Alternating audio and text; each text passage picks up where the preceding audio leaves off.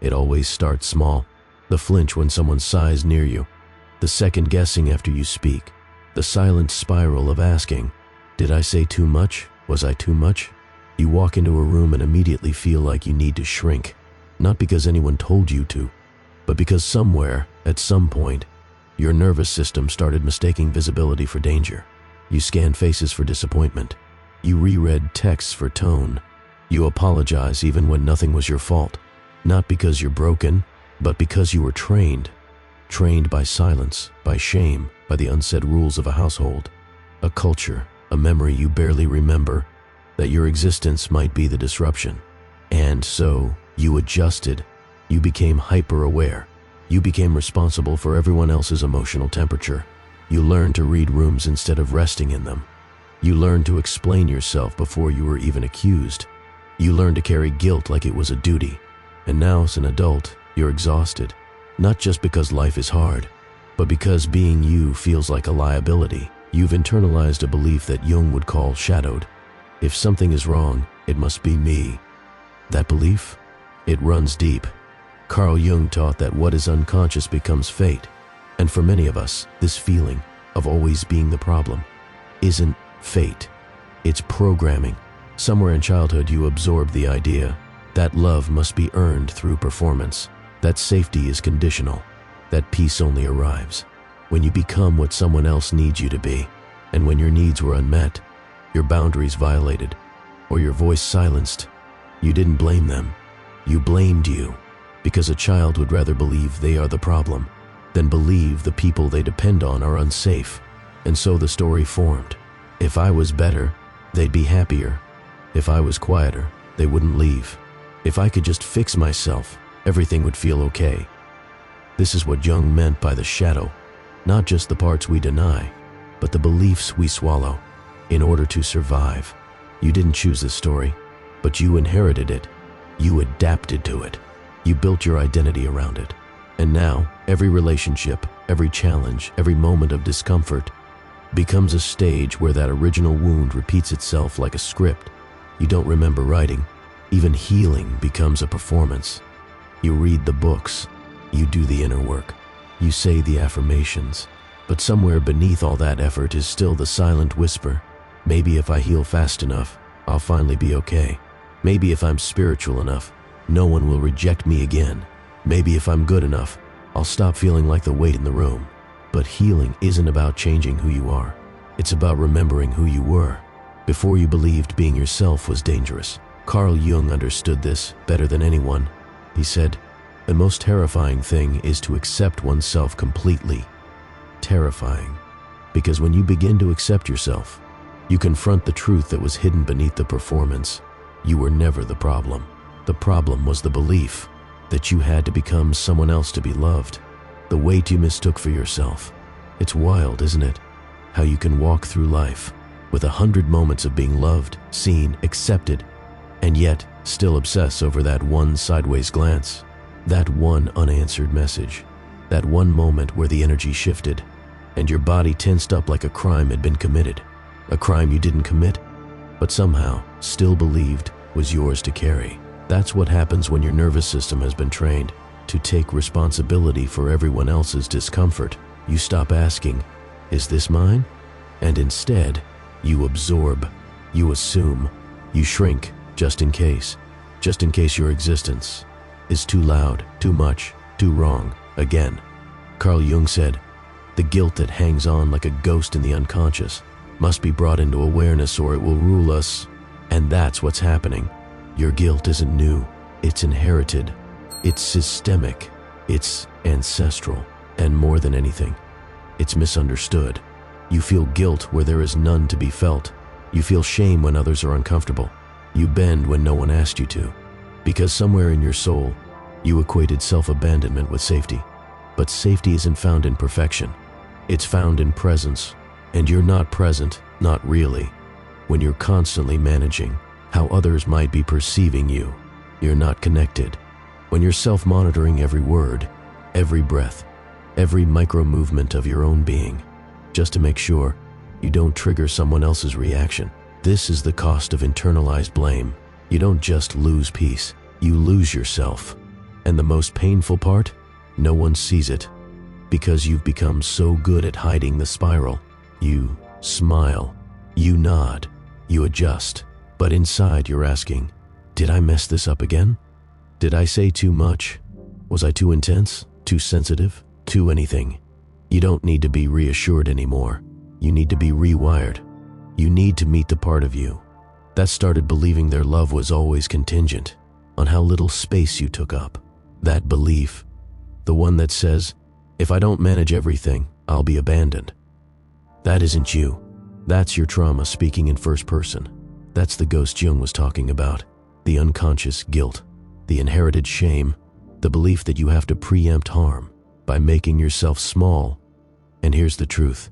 Your existence was never a threat. Your voice was never too much. Your boundaries were never burdens. The only thing that ever needed healing was the belief that you had to earn your right to be here. You were conditioned to apologize for existing. There are wounds so silent. They never scream. They just rewrite your personality. You didn't decide to become small. You were shaped that way, not by malice, but by misunderstanding, by parents who didn't know how to soothe themselves, so they made you responsible for their storm, by teachers who saw your sensitivity as defiance, by a culture that punishes authenticity and rewards obedience dressed as politeness. And so you learned early on, it's safer to apologize than to be misunderstood, safer to take the blame than to hold your ground, safer to silence your needs than risk being seen as needy. But let this truth land in your bones. You were never the problem. You were the mirror, and they couldn't bear to look. Carl Jung taught us that what we repress, we project. And so the unhealed parts of others, their anger, their fear, their guilt, they projected it onto you. Not because you were wrong, but because they didn't know what to do with their own pain. And like so many of us do, you absorbed it, you carried it, you twisted yourself to fit their comfort zone. And now, you confuse self-expression with selfishness. You confuse boundaries with betrayal. You confuse being visible with being unsafe. But none of that is true. What's true is this. You were conditioned to feel guilty for taking up space, but your soul has always known you were meant to shine, not shrink. This is the internal split that Jung dedicated his life to understanding. He called it the persona, the mask you wear to survive. It smiles, it nods, it gets good at being liked, but underneath is the shadow, the part of you still grieving all the moments. You chose peace over truth, belonging over boundaries, approval over authenticity. And here's the thing, your persona may win you safety, but it will never give you freedom. That can only come when you start reclaiming the parts of you once had to abandon just to be loved. The shame you mistook for self-awareness. There's a kind of shame that doesn't yell. It just settles in, quietly, like background static you forget to question. It makes you hyper-aware. It tells you you're insightful, intuitive, considerate. But what it really means is, you're constantly anticipating rejection. You're living in emotional debt, not because you did anything wrong, but because your nervous system got hardwired to equate presence with pressure. You can walk into a room and feel the energy drop by half a degree, and immediately your chest tightens. What did I do? Did I say something? Should I fix this? That's not intuition. That's trauma trained to read the weather before the storm begins. You mistake it for emotional maturity, but what you're calling awareness is often just a long-standing habit of self-blame, and Jung would call that a distortion of consciousness, a projection inward, where guilt becomes the default lens. You think you're being careful, thoughtful, humble, but you're not grounded in self-awareness. You're entangled in hyper-responsibility. You've spent your life cleaning up messes you didn't create, carrying emotions that were never yours, editing yourself so thoroughly, you no longer know which version of you is real. Here's what Jung would say. Until you bring that shadow into the light, the belief that you are inherently disruptive, dangerous, burdensome, you will keep attracting situations that echo your unspoken shame, not because life is punishing you, but because life, like the unconscious, wants integration, and integration requires confrontation, not with others, with yourself, with the part of you that still whispers, I'm sorry for being here. I'll make it easier for you. I'll take the blame so no one else has to feel discomfort. But listen to me. You don't need to apologize for existing. You never did. You don't need to manage everyone's reality to justify your own belonging. You can choose to believe something entirely new now, that your presence is not a threat, that your truth is not a burden, that your being, unmasked, unfiltered, unshrinked, is not only enough, it's necessary. You were never the problem. You were the pattern breaker. There's a moment on this journey, quiet, sacred, often private, when something clicks, not because someone told you, not because a book confirmed it, but because deep in your bones you feel it. You were never the problem. You were the mirror, the pattern breaker, the interruption in the cycle that needed to be disrupted. And of course, they didn't know how to handle you. You didn't come to repeat what had been done. You came to remember what had been forgotten. You weren't too sensitive. You were attuned. You weren't too intense. You were awake. You weren't too emotional. You were just refusing to keep it buried like everyone else did. Carl Jung didn't call for us to be palatable. He called for us to be whole, and wholeness requires the reintegration of every part we've exiled, not just the light but the grief, the rage, the softness, the voice, the space, the part of you that still hesitates, that still flinches at your own expression. That's not a flaw. It's a trauma echo, a conditioned response to a world that punished the truth out of you. But you're allowed now to stop performing, to stop managing, to stop taking responsibility for everyone else's comfort, just to keep your place at the table. You are no longer required to be small, to be safe. When Jung said, the most terrifying thing is to accept oneself completely, he wasn't warning you to avoid it. He was inviting you, because when you accept yourself completely, you stop looking for the world to approve of a version of you that was never real to begin with. You stop bargaining your truth for a seat in rooms that don't deserve you.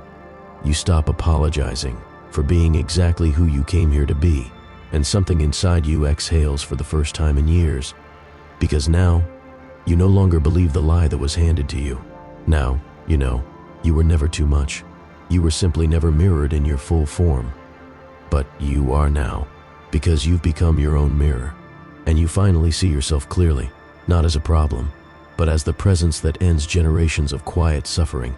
You are the interrupter, the reclaimer, the one who said, "This ends with me."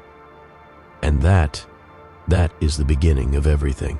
If something deep inside you stirred while listening to this, don't scroll past it. This isn't just another video. It's a reflection, a transmission, a message that came not by accident, but by resonance. Carl Jung reminded us that we meet ourselves over and over again, often in the most unexpected places. Maybe this was one of those moments, a mirror, a pause, a quiet opening into who you've always been beneath the noise. If your soul feels seen here, write it. I let go. I align. I remember, not for attention, not for likes, but to speak directly to your own subconscious. Like this video, not for validation, but to embody the truth you just heard. Subscribe, not because you need more content, but because you're ready for deeper clarity, deeper healing, and deeper return. This isn't just a channel. It's a remembering space, a place where those who are done performing finally come home to themselves. And if you know someone who's still chasing everything except themselves, share this with them. Because, as Jung said, those who look outside dream, those who look inside awaken. And maybe, just maybe, this is your awakening. In a culture that glorifies doing, stillness is rebellion. In a world addicted to chasing, remembering is power. So pause, breathe, and trust this. You were never missing anything. You were only ever meant to return.